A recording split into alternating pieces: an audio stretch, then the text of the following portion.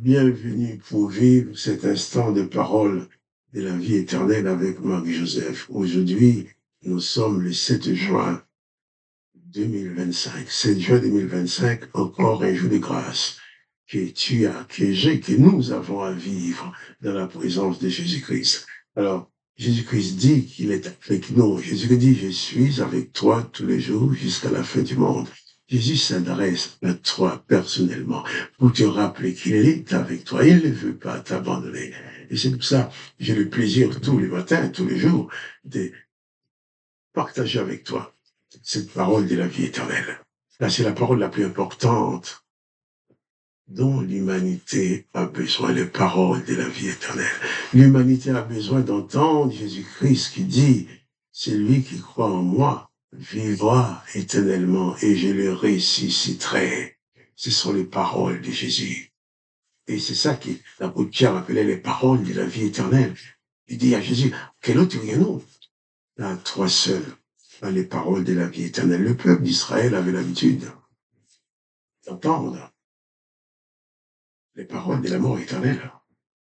Et j'étais placé sous ce régime de la mort éternelle, parce que l'Éternel des armées avait bien dit qu'il empêcherait l'homme de vivre éternellement. Et il a dit qu'il exterminera l'homme. Donc, d'abord, l'extermination physique, ensuite l'exclusion à la vie éternelle, c'est la mort totale. Mais Jésus-Christ vient pour dire, là où l'Éternel des armées a dit, j'exterminerai l'homme, Jésus-Christ dit, je le ressusciterai. Et Jésus-Christ dit, celui qui croit en moi vivra éternellement. Et Jésus-Christ est venu sur la terre pour apporter aux humains la révélation de l'existence de son Père, du Dieu son Père, qui n'est pas l'Éternel des armées, qui n'est pas le condamnateur.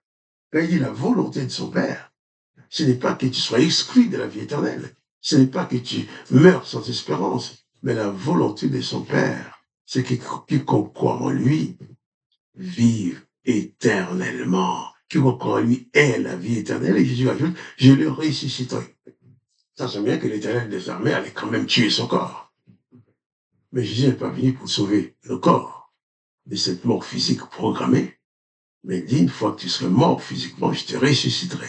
Et tu as la vie éternelle, tu iras vivre éternellement avec moi. Et c'est Jésus-Christ qui dit aussi, à toi et à moi, il dit, je suis avec toi tous les jours, jusqu'à la fin du monde, ce que personne ne peut empêcher. Et c'est ça les paroles de la vie éternelle. Les paroles de la vie éternelle, c'est que Jésus-Christ ouvre devant toi le chemin, la porte de la vie éternelle. Tu as la possibilité de vivre éternellement si tu te places en Jésus-Christ. Tu n'es plus sous cette condamnation-là. Mais à chaque fois que tu invoques l'Éternel des armées, tu te places sous la condamnation de l'exclusion à la vie éternelle. Tu te places aussi sous la domination des démons. Là, l'Éternel n'a jamais donné aux hommes pouvoir et autorité sur les démons. Il n'y a que Dieu le Père et Jésus-Christ qui le fait. Alors, attention, nous allons lire ensemble. Nous allons continuer la lecture de l'évangile de Matthieu, chapitre 9. Bien sûr, nous avons lu hier les passages où les pharisiens qui savaient bien qu'ils n'auraient jamais pu chasser un démon, ils ont dit, eh bien, si Jésus chasse un démon, c'est pas le prince des démons qui le fait. Parce que pour eux, ils savaient bien que les démons avaient toujours autorité sur eux. Verset 35, Matthieu 9, verset 35, Jésus parcourait toutes les villes et les villages, enseignant dans les synagogues et prêchant la bonne nouvelle du royaume. La bonne nouvelle du royaume. Quelle est cette bonne nouvelle que Jésus prêchait? C'est que celui qui croit en Jésus-Christ pouvait vivre éternellement. C'est ça la bonne nouvelle. La mauvaise nouvelle, c'est que tout être humain sont condamnés à être exclus de la vie éternelle. Tout être humain est condamné à mourir. Condamnation prononcée par l'Éternel des armées. Mais la bonne nouvelle, c'est que Jésus dit, eh bien, c'est vrai, tu vas mourir, mais je vais te ressusciter.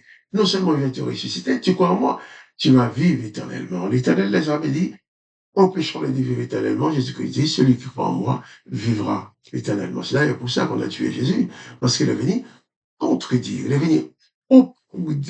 est venu s'opposer à ces ordonnances de malédiction que l'Éternel a mises sur l'humanité. Les pharisiens disent, c'est pas possible. Mais Jésus l'a fait. Jésus parcourait donc, au verset 35, les villes et les villages, enseignant dans les synagogues, prêchant la bonne nouvelle du royaume et guérissant toutes les maladies et infinités. Jésus-Christ Ne reste pas assis pour dire, bon, s'ils veulent venir à moi, ils viendront. Jésus-Christ va au-devant des gens. Il parcourt les villes et les villages. C'est l'une des raisons pour laquelle, si la première fois que tu entends ce message, sache que Jésus-Christ est venu vers toi. Si tu entends ces paroles aujourd'hui, c'est que Jésus-Christ est venu vers toi.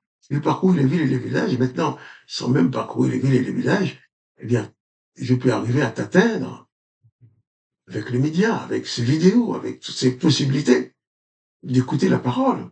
C'est formidable. Mais toi, réalise que si tu entends les bonnes nouvelles du royaume de Jésus-Christ, du royaume de Dieu, c'est que Jésus-Christ est venu vers toi. Il parcourt les villes et les villages à pied. Mais aujourd'hui, la parole arrive chez toi. Il faut prendre conscience de cela. C'est un privilège pour toi d'avoir la possibilité, d'écouter chez toi les paroles de la vie éternelle sans te déplacer. Là, devant l'écran de ton téléphone, devant l'écran de ton ordinateur, tu entends les paroles de la vie éternelle. Jésus apporte à nous cette bonne nouvelle. Et c'est quoi la bonne nouvelle? La bonne nouvelle, c'est que tu peux être sauvé. La bonne nouvelle, c'est que tu peux accéder à la vie éternelle. La bonne nouvelle, c'est que si tu crois en Jésus-Christ, personne ne peut t'empêcher d'être sauvé. D'ailleurs, Jésus-Christ dit, je suis avec toi tous les jours, jusqu'à la fin du monde. La bonne nouvelle, c'est que Jésus-Christ est venu pour te délivrer des puissances démoniaques, des puissances des démons. Il nous dit, Jésus parcourait les villages, il guérissait toutes les infirmités. Et Jésus annonce la bonne nouvelle. La bonne nouvelle, c'est que ceux qui croient en Jésus-Christ détiennent maintenant le pouvoir et l'autorité sur la puissance démoniaque, contrairement à ce que l'Éternel des armées avait établi. Prends conscience que si tu veux être libre, si tu veux que les puissances démoniaques ne puissent plus intervenir dans ta vie, si tu veux être plus dominé par les puissances démoniaques, par Satan et ses démons, place ta vie en Jésus-Christ. Prends Jésus-Christ comme maître à penser. Deviens disciple de Jésus-Christ. Et tu seras libre de toute influence démoniaque, parce que là où se trouve Jésus, les démons n'ont plus autorité. Ce sont les disciples de Jésus qui détiennent l'autorité. Jésus parcourait le village, guérissant les malades et toute infirmité. Et toi, aujourd'hui, je t'exhorte, je t'encourage à placer ta confiance exclusivement en Jésus-Christ, adresser tes prières exclusivement à Dieu le Père dans le nom de Jésus-Christ. N'adresse pas des prières à l'Éternel des armées comme faisait David, comme faisait Moïse, comme faisait d'autres, Asaph et autres, qui demandent les malheurs des ennemis et le bonheur pour eux. Adresse ta prière à Dieu le Père dans le nom du Seigneur Jésus-Christ. Jésus-Christ dit, tout ce que tu demanderas au Père en son nom, il le fera pour que le nom du Père soit glorifié. Alors, que le nom de Jésus-Christ soit glorifié, que toi tu sois béni. Mais je te dis seulement, attache-toi exclusivement à Jésus-Christ et aucun démon n'aura de pouvoir sur toi. Jésus est venu vers toi. Je t'invite à l'accueillir et à faire de lui ton maître, ton sauveur. Demande à Jésus de venir régner dans ta vie maintenant, en sorte qu'aucune puissance démoniaque ne puisse venir s'installer en toi pour te torturer. Jésus-Christ, c'est le sauveur, c'est le libérateur, c'est celui qui te délivre. Que le nom de Jésus-Christ soit glorifié, que toi tu sois richement béni.